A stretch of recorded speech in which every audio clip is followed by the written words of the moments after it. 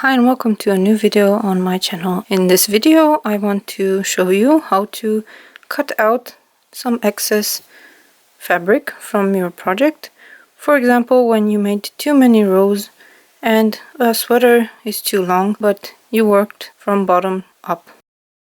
This technique can be used, for example, in my Sporeprint sweater pattern, where if you made too many or too few rows, you can remove some or add some.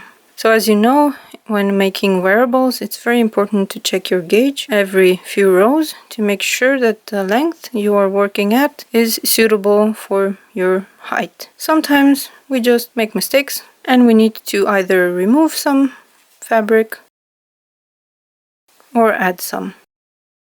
In either way, in Tunisian crochet you can do some surgery and make it look as if your project never had an issue. So I prepared this sample so I can show you how to do this. I made it in 2 colors and I will cut out 3 rows here in the pink. What you need to do this is your project, of course, which has too many rows or not enough rows. In Tunisian simple stitch, a tapestry needle that fits with your yarn, a pair of scissors, and some yarn in matching thickness. Of course, you should probably use the same color, but I want to demonstrate how well this technique works and that you should not see the contrasting yarn at the end. So first things first, we will need to remove the excess rows. What's cool about Tunisian crochet is that if you cut something, it will not completely unravel. So what we want to do is to mark the row where we want to stop.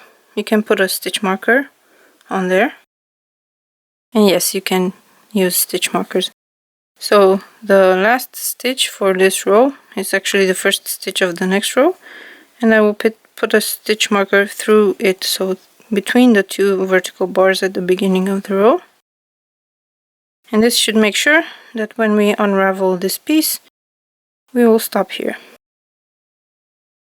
Next up, if you want to, you can do some back stitches or some basting stitches through the row at the top, but Tunisian crochet will not unravel if you cut under this row, so we're safe. What we're going to do is cut along this row here, but only the simple stitches. We can start from the end of the row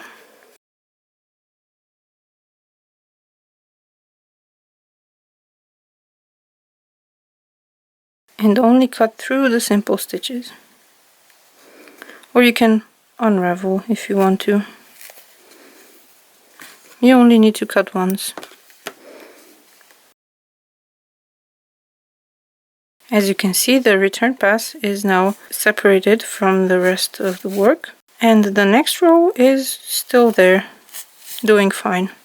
Since this was the forward pass yarn, it will not be attached to the return pass here.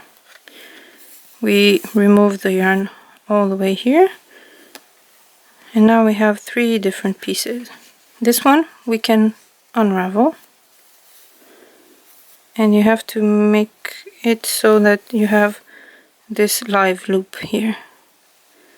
And now you can just unravel to the end of the row where you still have some remnants. Whoop. So now you unravel. If you want to add more rows, instead of unraveling this row, you could add more rows here to make your piece longer. But in this demonstration I'm making the pieces shorter.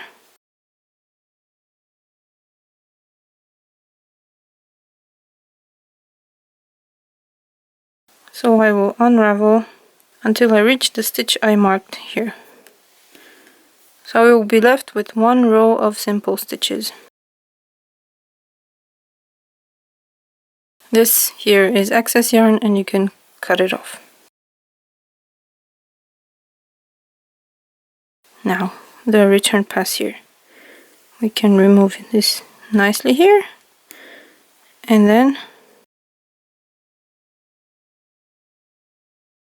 we actually want to take this out. Since I didn't cut the yarn from the ball here.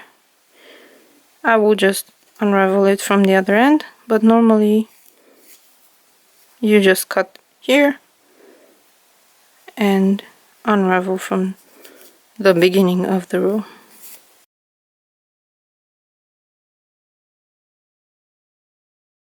Actually, I think it's a better idea to unravel from the end of the row, because that way you are left with a tail here that you can secure. So now I have the tail from changing colors, but normally this would be part of the return pass. So it's better to unravel the chain from this end here, so that you are left with yarn.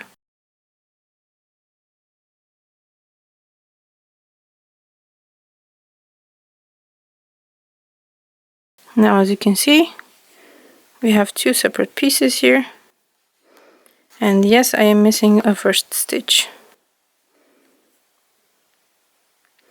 I will create it with the extra yarn, or maybe we can use this one, but it's a different color. So I will remove the stitch marker and mark just this stitch.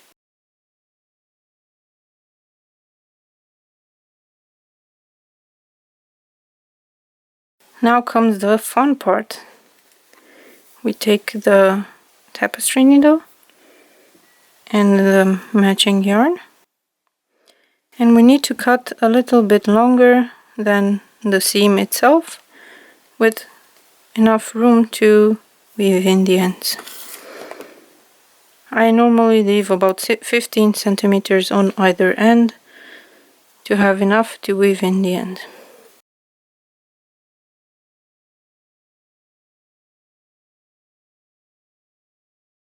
Now, since I removed the first stitch here, I need to make it up. So I go through the last two loops here, as if to make the last yarn over pull through 2. And hold on to this end that will get woven in later. Now, I need to create the first stitch here. So I go behind the 2 vertical bars on the next row and come back through to the front, and then back through the first stitch on the previous row here. This creates that V shape that is missing from this row. Now we turn the work, so we look at all the Tunisian simple stitches horizontally. What we want to do is recreate the shape that the stitches have. So you have this horizontal bar here and this one a bit below. So the next one will be below that one. To do that, I will use blue and pink side, okay? We go to the blue side underneath the first horizontal bar and go through the return pass and under this horizontal bar. Come up and then go under the horizontal bar on the pink side. This way, this horizontal bar will be under this one. Now we go back to the blue side and go through the return pass chain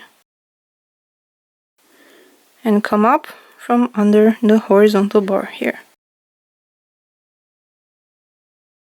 Now back to the pink side under the horizontal bar on that side. And we just repeat this until the end of the row.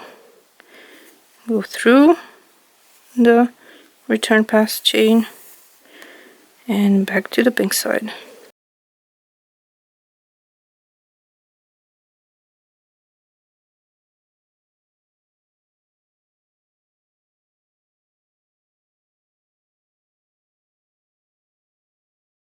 So when you reach the last stitch, you pull on the yarn to close all the gaps, and then you pull back a bit to make the fabric have the same elasticity throughout, so it's not too stiff at the join.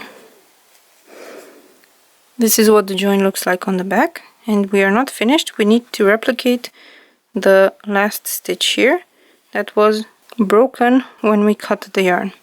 So we have one last stitch for this row and one last stitch for this row. But because these two are not connected, we cannot put this last stitch inside this one. So we have to create another one.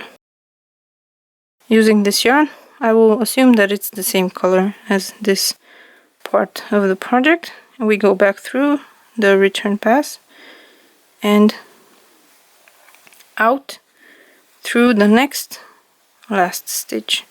So the last stitch on the next row. In between the two vertical bars.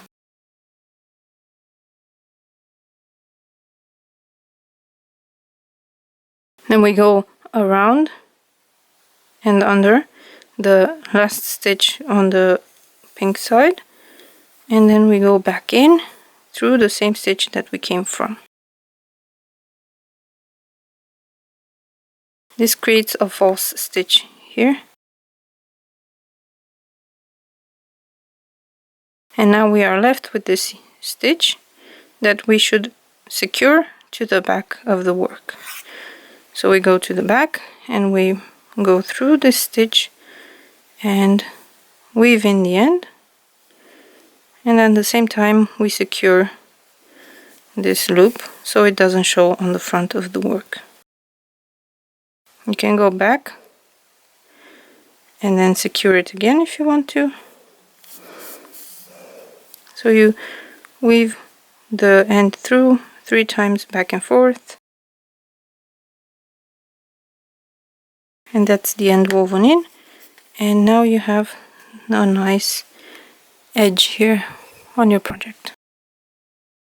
This is the sergery done, and as you can see, there's no visible seam.